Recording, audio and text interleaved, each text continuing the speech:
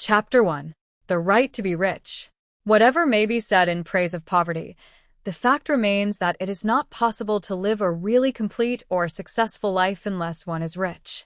No man can rise to his greatest possible heightened talent or soul development unless he has plenty of money. For townfold the soul, and to develop talent, he must have many things to house, and he cannot have these things unless he has money to buy 'em with.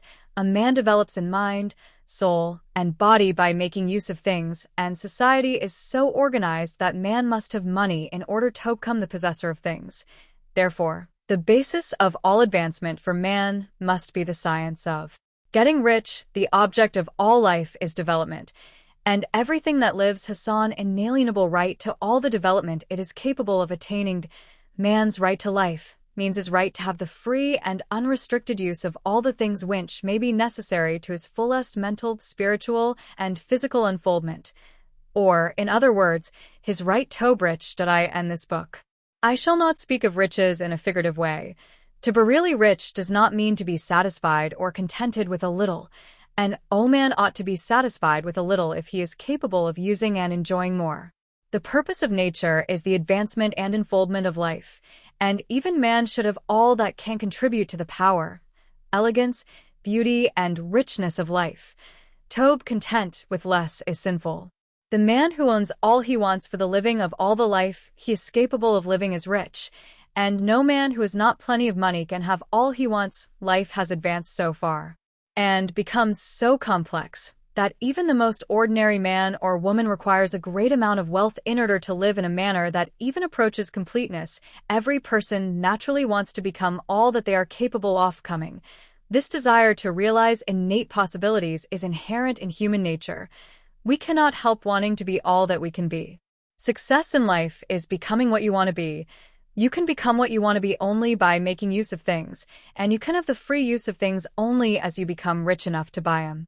To understand the science of getting rich is therefore the most essential of all knowledge. There is nothing wrong in wanting to get rich. The desire for richesse, really the desire for a richer, fuller, and more abundant life, and that desire is praiseworthy. The man who does not desire to live more abundantly is abnormal, and so the man who does not desire to have money enough to buy all he wants is abnormal. There are three motives for which we live. We live for the body, we live for the mind, we live for the soul. No one of these is better or holier than the other. All are alike desirable, and no one of the three, body, mind, or soul, can live fully if either of the others is cut short of full life and expression. It is not right or noble to live only for the soul and deny mind or body, and it is wrong to live for the intellect and deny body or soul. We are all acquainted with the loathsome consequences of living for the body and denying both mind and soul, and we see that real life means the complete expression of all that man can give forth through body, mind, and soul. Whatever he can say, no man can be really happy or satisfied unless his body is living fully in every function, and unless the same is true of his mind and his soul. Wherever there is an expressed possibility, or function not performed, there is unsatisfied desire. Desire is possibility seeking expression, or function seeking performance. Man cannot live fully in body without good food, comfortable clothing, and warm shelter, and without freedom from excessive toil. Rest and recreation are also necessary to his physical life.